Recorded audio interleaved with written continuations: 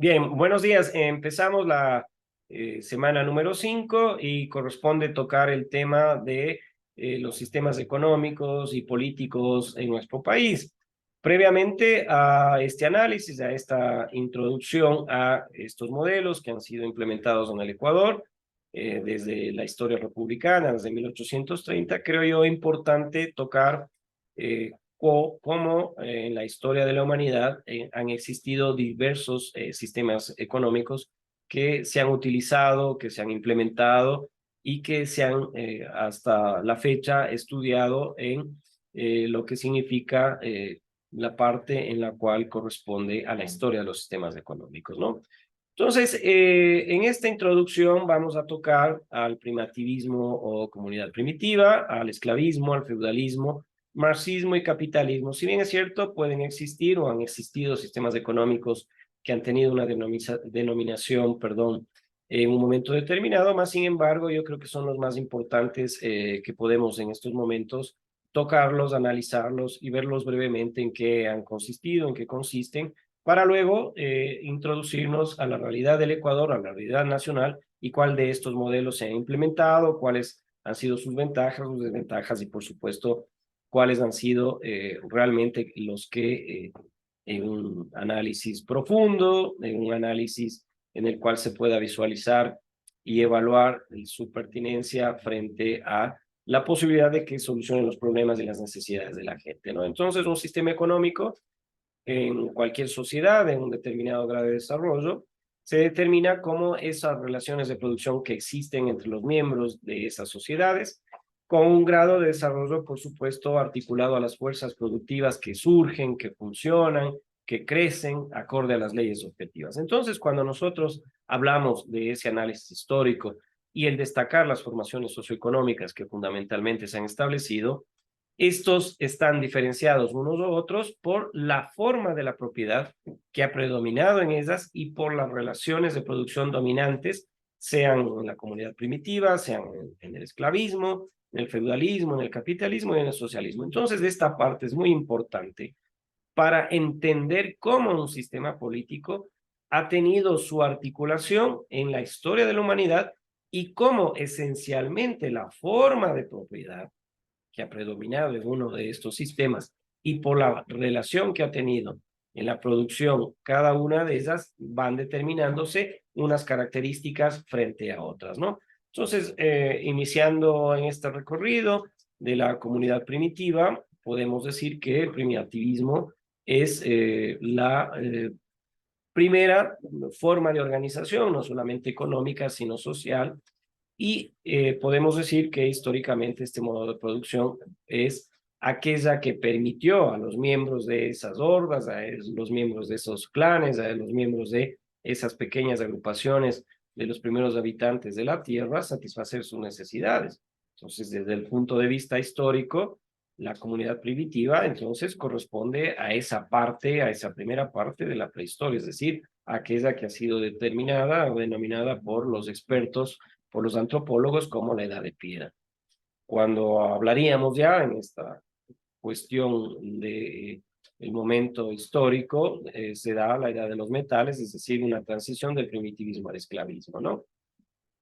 Entonces, esta comunidad primitiva, véanlo usted como en la primera presentación, estaban unos primeros hombres neandertales, Cro-Magnon o Homo sapiens, tratando de descubrir la utilidad que se le puede dar al fuego. El primitivismo en estas características de un espacio territorial se desarrollaron en Europa, se desarrollaron en África, en Asia, en donde evidentemente surgieron los primeros grupos humanos que se organizaron socialmente, ¿no? En América también existió una comunidad primitiva a través del estrecho de Bering. Si ustedes ven un mapa mundi, si ven cómo América conjuntamente con Asia se van juntando en ese inexistente cuando hay estos periodos glaciales en el océano Atlántico, perdón, Pacífico en el norte, pudo provocar esta extensión en nuestro continente de los primeros grupos humanos, ¿no? Entonces, estas especies humanas que existieron hace 4 millones de años son las que han determinado cómo las bandas de individuos, no más de 30, que tenían parentescos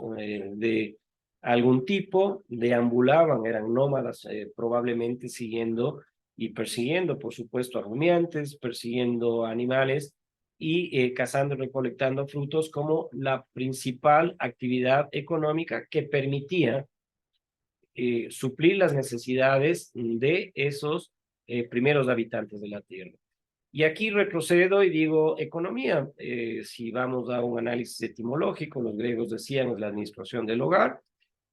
Básicamente, economía, como lo habíamos analizado y discutido con ustedes, es aquella ciencia que se encarga básicamente, sin entrar a tecnicismos, como la capacidad de entender que los seres humanos, las sociedades individualmente tenemos necesidades,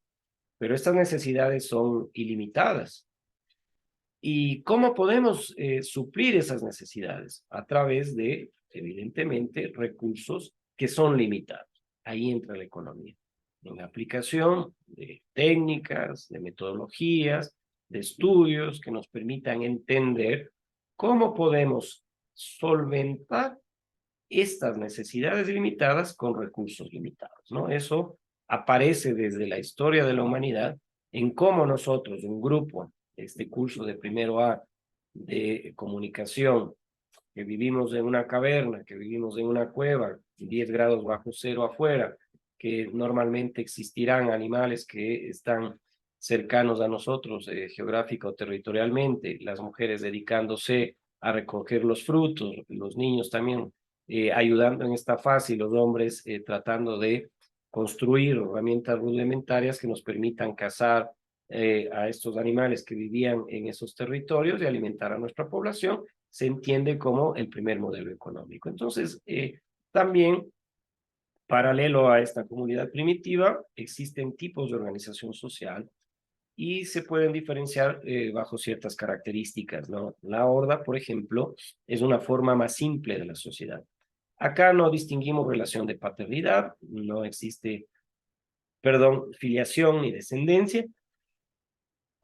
Perdón, hace mucho frío en Guaranda. Existe un macho dominante, se caracteriza por ser nómadas de números reducidos de 30 a 40 individuos y se dedican a la recolección fundamentalmente. Otro de los tipos de organización social en esta comunidad primitiva es el clan o el gen. Acá sí existe una descendencia, existen lazos conyugales y se caracteriza ya por ser esa familia primitiva, cómo se construye la primera familia. Y la tribu, en esta organización social primitiva, la unión de varios grupos, es decir, acá ya poseemos un territorio determinado, poseemos homogeneidad cultural y también ya se empiezan a establecer estos lenguajes primitivos, pero ya definidos, y organizaciones políticas determinadas, es decir, ya no es solamente el más fuerte de esta horda, de este clan, quien va determinando y dirigiendo las decisiones de estas comunidades primitivas, sino ya políticamente nos vamos organizando. Estas tribus comienzan a unirse, forman pueblos y vienen a ser los antecedentes culturales de estados y naciones actuales, ¿no? Es posible en esta comunidad primitiva exista una cierta especialización por sexo y edad. Entonces acá podríamos hablar de la primera división social del trabajo, ¿no? Primero los hombres cazando y las mujeres y los niños recolectando los frutos o lo que puedan encontrar cercano al territorio que habitaban. Existen también de los estudios antropológicos que se han hecho que habitantes, personas de estos momentos históricos sean mucho más hábiles con las manos, dediquen más tiempo que otros a la fabricación de estos instrumentos primitivos, un pedazo de madera, de un árbol atado hacia una piedra tallada con las vísceras de un animal para poder tener un arma, un instrumento para la caza, o el tratamiento de pieles. Estamos en una época glacial probablemente y necesitamos abrigar a los nuestros, abrigar a los miembros de esa tribu y necesitamos las pieles para hacerlo. Entonces, la caza y la colección, actividades económicas dominantes, pero no pueden ser las únicas que en aquellos momentos podemos decir. También se han descubierto minas en donde existen instrumentos paleolíticos. Y esta existencia de intercambios comerciales queda demostrada por la presencia de materiales como obsidiana o conchas marinas en enterramientos a 1.000 o 2.000 kilómetros de sus orígenes. Quienes viven aquí en nuestro país y han estudiado las culturas, por ejemplo, la Manteña, la Valdivia, han encontrado acá en la sierra, en nuestro país, espóndilos, conchas de estas que se los puede encontrar en el Océano Pacífico, en la costa ecuatoriana, y que probablemente dieron a entender que existían intercambios comerciales entre estas comunidades primitivas iniciales, ¿no? Entonces, cuando se habla de bandas de cazadores recolectores a estos primeros habitantes y miembros de la comunidad primitiva, y pongo en esta presentación mi concepto, es de que no es adecuado para denominar este sistema económico. Estamos hablando del primer sistema económico que apareció en la historia de la humanidad, y se habla de bandas de recolectores, ¿no? Una banda de recolectores puede ser cualquier animal, pueden ser los pájaros, por ejemplo, recogen semillas y cazan insectos. Lo que nosotros hacíamos o nuestros antecesores hacían es actividades, o son actividades mucho más importantes que los animales. Entonces, utilizar la expresión economía paleolítica o una economía primitiva o una economía de una comunidad primitiva, que hace alusión explícitamente a la elaboración de instrumentos, a la posibilidad de ir buscando cómo de los recursos que se tenía a disposición solucionar los problemas y las necesidades de la gente, y esto diferencia o es un rasgo diferencial del proceso productivo humano, ¿no? Entonces, estas características de la comunidad primitiva hace ver de que, claro, estaban indefensos ante fuerzas naturales, se alimentaban de lo que la naturaleza les proporcionaba, y esta estructura económica era incipiente, era la primera de todas las que a continuación veremos, pero evidentemente es la característica de una comunidad primitiva inicial. El hombre, la mujer, por supuesto, estas hordas eran nómadas, dependían de la naturaleza, iban siguiendo el curso de los ríos, buscaban climas mucho más favorables, así como lugares que les proporcionen facilidades para la obtención de frutos de caza y de pesca, ¿no? El hombre va a satisfacer sus necesidades con lo que directamente le proporciona la naturaleza. La actividad económica principal está establecida en la recolección de los frutos, en la caza, en la pesca, y la producción es de autoconsumo, es decir, lo que logramos cazar, lo que logramos recolectar, eh, lo consumimos para beneficio de los miembros de esa comunidad primitiva, de esa horda, de ese clan. La organización era muy atrasada. Todo lo que se interviene en las fuerzas productivas, como hachas, palos, cuchillos, flechas, era muy primitivo, ¿no? Originaba que las relaciones sociales de producción sean de cooperación y de ayuda mutua. No existieron clases sociales, ¿por qué? Y aquí viene una explicación. No existía propiedad privada sobre los medios de producción. El trabajo y la distribución del mismo se realizaba de forma comunitaria. Cuando cambia este régimen de la propiedad privada sobre el medio de producción, como es el de la tierra, ahí aparecen las clases sociales. Pero en este momento aún no existen clases sociales porque no existen propiedad privada sobre los medios de producción. La distribución del trabajo se lo hace de características comunitarias, pero sí, con el desarrollo y mejoramiento de los instrumentos de producción, se crea la primera división del trabajo. Esta primera división del trabajo está determinada por el sexo y la edad. La mujer encargada de distribuir los productos, la mujer encargada de recolectar las frutas, los niños también encargadas de recolectar los frutos, y los hombres a la casa, por ejemplo. Pero la mujer es importante porque esa capacidad que tienen nuestras madres, que tienen ustedes como mujeres, siempre va a ser reconocida como en la historia en esa capacidad que tienen de distribuir lo que se tiene dentro de una familia, dentro de una organización, de características equitativas e igualitarias, y esto en la historia se lo ha conocido como matriarcado. Cuando se descubre el fuego, se implementa la posibilidad de que se puedan cocer los alimentos, incorporar el pescado a su dieta, y también permitir el surgimiento de la segunda división social del trabajo, que es el oficio. Recuerden ustedes que la primera división social del trabajo se da bajo las características del sexo y la edad. Y en la historia de la humanidad, si hablamos de los modelos o sistemas económicos, se da la segunda división social del trabajo a partir de los oficios, atravesado por el descubrimiento del fuego. Es decir, ya no solamente se caza, ya no solamente se recoge los productos que la naturaleza les entrega, sino con el fuego aparecen los oficios. Entramos al segundo modelo o sistema económico en la historia de la humanidad, que se ha denominado esclavismo. Acá, antes de iniciar, totalmente un repudio, porque ya van a ver en la explicación cómo la propiedad privada, fundamentalmente la tierra y el factor de producción como es el trabajo, se lo hace a partir de este sistema económico que es el de que seres humanos sean esclavizados por otros seres humanos. Entonces, para circunscribirnos en un periodo histórico, a partir de la edad de los metales, es decir, concluimos la edad de la piedra, hacia la edad de los metales,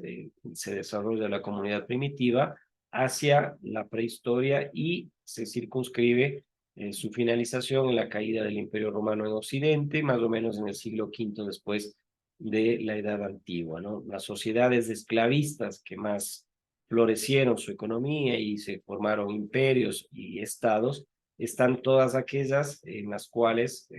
puede circunscribirse al norte de África, al sur de Europa y Asia Menor, en donde está asentadas estas naciones muy cercanas al Mediterráneo.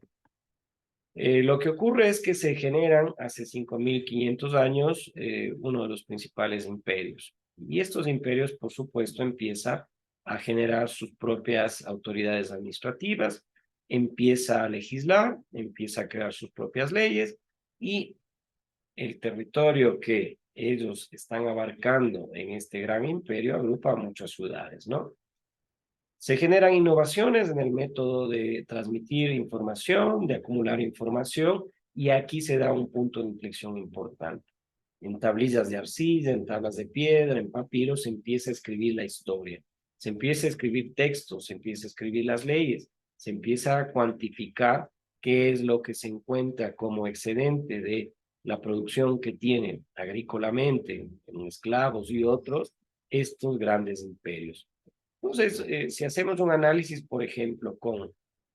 los pequeños ríos europeos y por qué no pudo de una u otra manera el esclavismo asentarse en estas naciones, era justamente porque la principal vía de comunicación y transporte en aquel momento era el río. Entonces, los imperios comerciales, estos grandes imperios griegos, cartagineses, los romanos, los fenicios, crean flotas armadas para defender a el comercio que se está generando producto de la cercanía que tienen estos imperios a través del el mar Mediterráneo y crean un propio sistema crediticio y contractual que incorpora al comercio como ese excedente en la producción. Regresemos nosotros a la época primitiva. Todo lo que se producía, es decir, todo lo que se cazaba, todo lo que se recogía, era para beneficio de la comunidad. No existía un excedente. Todo era autoconsumido por los miembros de la comunidad. Pero acá, en este sistema económico, como es el esclavismo, se enfocan al excedente, es decir, no solamente a generar riqueza, producción, bienes y servicios para satisfacer a estos imperios, a estas sociedades, sino que se enfoca a producir excedentes que sean comercializados y tener un sistema de rentabilidad que no existía en la época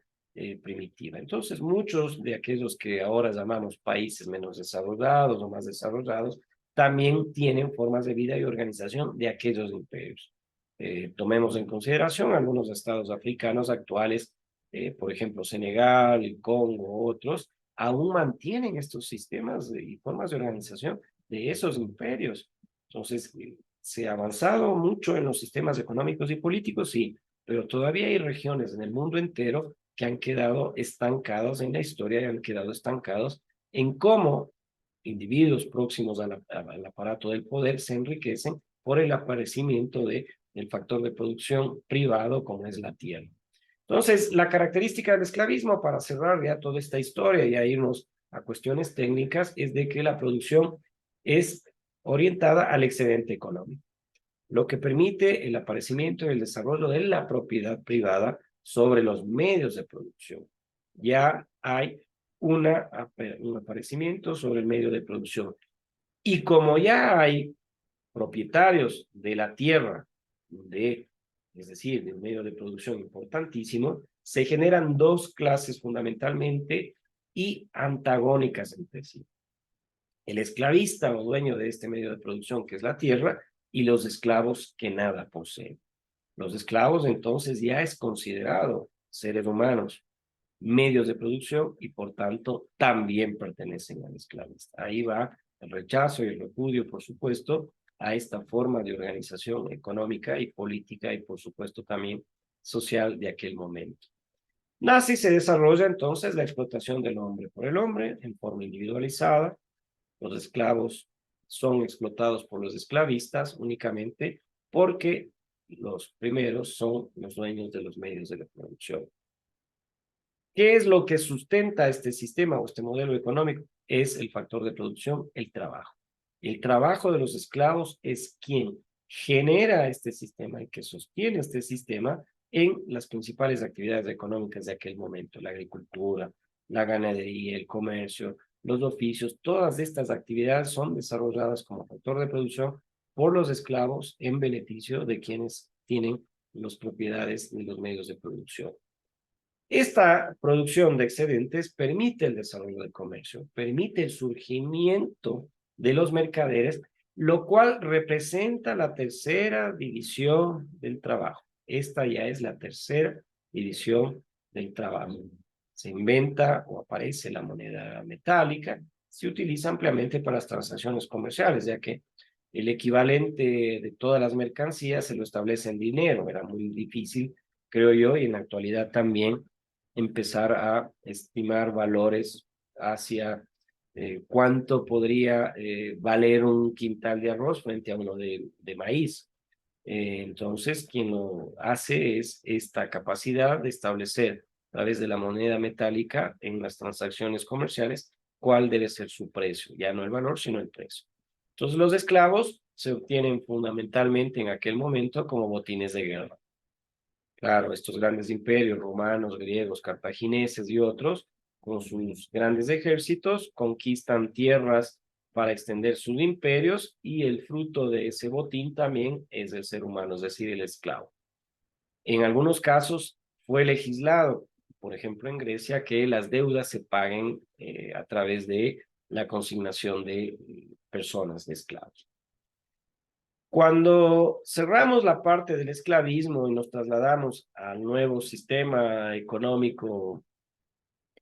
tiene una correspondencia hacia ya un amplio sector de Europa, de la población en el mundo entero, y ya tiene una organización social, una estructura jurídica política, ya es un sistema complejo que no solamente va a abarcar esa posibilidad de autoconsumo de la organización primitiva, ya no solamente atacar como en el esclavismo al factor de producción, como es ya los medios de producción de la propiedad privada, como es el trabajo y la tierra, sino acá ya es una organización de la sociedad que atraviesa todo el poder político, que atraviesa toda la organización jurídica, que atraviesa la organización institucional. Por supuesto, esto genera un sistema configurado en un espacio temporal desde el siglo XVIII hasta aproximadamente el siglo XVII, en donde empieza una revolución, una sociedad industrial, la libre competencia y por supuesto el capitalismo. Pero aproximadamente son 10 siglos que tiene vigencia el feudalismo. Quienes defienden el feudalismo, y lo pongo en esta diapositiva y hay que citarlos, aluden que define a este sistema económico el régimen de propiedad territorial y la organización gremial de artesanos. Entonces, si algo hay que decir del feudalismo y que está definido por los expertos en este sistema económico, por un lado está la propiedad de la tierra, el régimen de propiedad territorial, y cómo las organizaciones gremiales empiezan a aparecer. Es decir, quienes no están dedicados a las actividades agrícolas, ganaderas, se empiezan a articular en gremios artesanales y se configuran en los burgos, es decir, estas nacientes y pequeñas ciudades al principio que generan una disputa entre el poder político y económico entre las ciudades, es decir, los artesanos agrupados en gremios frente a los señores feudales y por supuesto los siervos que son quienes trabajan en la agricultura. La base de la economía sin duda proviene del mismo nombre, el feudo. Es una actividad económica cerrada en la cual se produce todo lo necesario para satisfacer las necesidades de sus habitantes. Pero es una economía natural y básicamente rural. La actividad principal es la agricultura. Surgieron diversas técnicas de cultivo, métodos de labranza relacionados con la producción de vinos, aceites y frutas, pero acá se generan dos clases socialmente y fundamentalmente diferenciadas. El señor feudal, quien es el dueño del principal medio de producción, que es la tierra, y los siervos, quienes eran dueños de algún instrumento de producción, alguna herramienta para labrar la tierra, para cosechar la tierra y mantienen una relación de sujeción personal al señor feudal, al mismo tiempo que eran explotados, entregando su excedente en diversas formas. Yo pongo el ejemplo acá, todavía hay un feudalismo, si cabe el término, en la serranía, por ejemplo, determinados ciudadanos tienen 4 cuadras de terreno, no le interesa producir esta tierra, pero hay alguien que vive cercano a esta propiedad y le dicen, hagámoslo al partido, es decir, él ara la tierra, siembra, cuida el maíz, el trigo, lo que fuese, y al cosecharlo hay una división del 50% o al partido entre el propietario del medio de producción, como es la tierra, y quien entrega el otro factor de producción, como es el trabajo o las herramientas utilizadas. Entonces hay un pseudo feudalismo que aún subsiste en la economía ecuatoriana, sobre todo acá en la sierra, porque unos tienen el factor de producción, el medio de producción como es la tierra, y otros el trabajo, por supuesto, y algunas herramientas y tecnología. Entonces el desarrollo del feudalismo también permitió que surjan artesanos que se dedicaron evidentemente a la producción no agrícola. Estos artesanos lo hicieron, es decir, realizaron sus actividades económicas fuera de los feudos y los llamaron burgos, que es el antecedente, es el origen de la ciudad. En estos burgos existían talleres artesanales, que era la forma de organización de producción de ese tipo. Entonces, otras organizaciones sociales muy importantes del feudalismo, por ejemplo, fueron los gremios, fueron las asociaciones de artesanos, la defensa de sus intereses, las guildas, las asociaciones de comerciantes, que defendían, por supuesto, también sus intereses. Todo esto contribuyó al desarrollo de la producción y del comercio, ya no solamente enfocada a la producción agrícola y ganadera, sino que también ya con la conformación de estos gremios que generaron las incipientes ciudades, estos antecedentes de ciudades, contribuyeron al desarrollo de la producción y el comercio con las asociaciones de comerciantes. Finalizado el feudalismo, empieza el proceso de la revolución industrial y el aparecimiento del capitalismo y confluye justamente con dos pensadores y filósofos que son Karl Marx y Federico Engels, que hacen lo que hoy estamos haciendo esta mañana con ustedes, que es analizar y estudiar cómo las necesidades materiales de los seres humanos en la historia de la humanidad, en este recorrido histórico, se organizan para poder satisfacerlas. Entonces, a este marxismo, porque toma el nombre del estudio filosófico, del análisis que hace con Carlos Marx, su gran obra El Capital, hace un análisis justamente histórico de esta síntesis que tenemos en la clase de hoy para introducirnos a ver los modelos que se han implementado en nuestro país, y era necesario que ustedes hagan un recorrido, si no habrán visto los sistemas económicos en el colegio, hoy lo estamos tocando, para que vean que este marxismo o materialismo histórico o dialéctico hace lo que nosotros hemos hecho, ir desde que el ser humano está acá en la Tierra, ir analizando cómo estas necesidades materiales que tenemos los seres humanos, que son ilimitadas, que van creciendo, nos permiten construir formas de organización para poder intentar satisfacer estas necesidades. Entonces, Marx aseguraba, por ejemplo, que el hombre, al tener que trabajar para obtener aquello que satisface sus necesidades materialistas o necesidades materiales como alimento, vestido, una casa, un auto, etcétera, se tuvo que organizar en conjunto o individualmente a través de la historia, de manera espontánea, para obtenerlas, dando así lo que nosotros conocemos como modo de producción, es decir, la forma en la cual el ser humano se organiza para poder obtener estos recursos materiales que nos permiten suplir las necesidades, se llama modo de producción. Y a esta concepción materialista de la historia se lo conoce como materialismo histórico. Entonces, vean, ya es una corriente filosófica, una corriente económica que va analizando cómo vemos la historia a partir de la organización de los seres humanos en la búsqueda de poder solucionar sus problemas y sus necesidades. Y en este gráfico, en este pequeño diagrama, vemos como Marx y Engels, como corriente, justamente hemos manifestado económica, política y filosófica, determina de que los hombres tenemos que satisfacer nuestras necesidades materiales y para ello hay que trabajar en sociedad. Y cada modo de producción, es decir, cada forma de organización histórica de los seres humanos, debe trabajar y producir todo aquello que va a satisfacer esas necesidades humanas, pero que cada uno de estos modos de producción tiene características específicas que diferencian a la sociedad en un momento específico de la historia, como es la cultura, como son las leyes, como es el arte, etcétera, etcétera. Entonces, vean ustedes, Marx y Engels plantean esta circunstancia de que una corriente filosófica, una corriente económica, política, genera un nuevo sistema o modelo de producción que ve a la historia de la humanidad como esa forma de organización que permite o ha permitido a cada uno de estos momentos históricos, a sus sociedades, producir todo aquello que les permita satisfacer estas necesidades. Dicho esto, y se preguntarán, ¿dónde está el sistema capitalista si eran 5 los que teníamos que tocar y analizar en esta clase? El sistema capitalista es aquel sistema que ustedes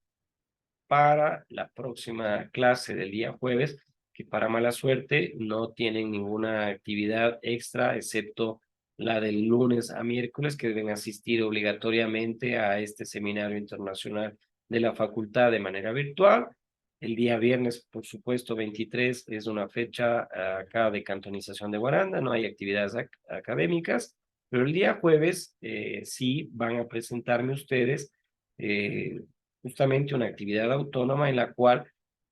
investiguen, analicen dentro de este concepto del materialismo histórico al capitalismo.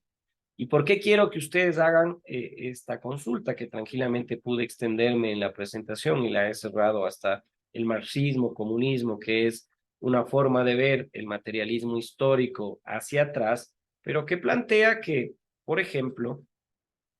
que todas las actividades económicas y los factores de producción y los medios de producción de un estado determinado, de un territorio determinado, tienen que ser de propiedad del Estado. Es decir, construir un Estado suficientemente fuerte para que no exista propiedades individuales de características privadas. Es decir, acá no hay propietarios de la tierra, acá no hay propietarios de los medios de producción como el capital, no hay medios de producción como las herramientas, no hay medios de producción como la maquinaria, sino que todos estamos enfocados en una planificación regulada por el Estado para saber qué producir, cómo producir y cómo distribuir esa producción entre todos los miembros. Entonces, podríamos decirnos que el comunismo, el marxismo, plantea con el socialismo una forma de producción, una forma de un sistema político económico que plantea lo que en la comunidad primitiva se decía. Todo lo que se produce es para que sea beneficio para todos los miembros de la comunidad de un país o de un estado. Y lo que les planteo yo justamente es que el capitalismo sea como parte de una actividad autónoma de ustedes, una investigación bibliográfica, y lo vamos a discutir el próximo día jueves para entender en este recorrido histórico entre el sistema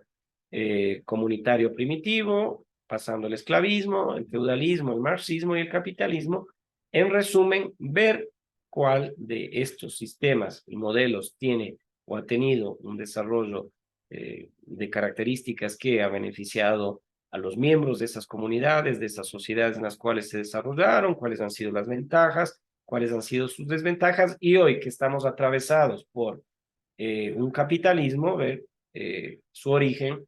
ver cómo se desarrolló, cuáles son sus características y probablemente cuáles son sus desventajas. Entonces, esta presentación del día de hoy está enfocada en una introducción a los modelos y sistemas económicos que la historia de la humanidad ha visto,